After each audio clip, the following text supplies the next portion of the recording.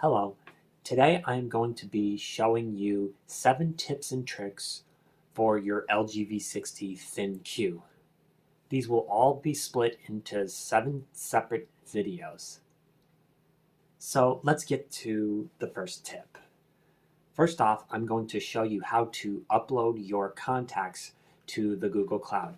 First off, you will want to make sure you have a Wi-Fi connection or use your mobile data, doesn't matter. Then you'll want to click on Contacts and then click on the 3 dots on the top right corner in order to bring up this pull down menu, and then you will want to click on Sync Now.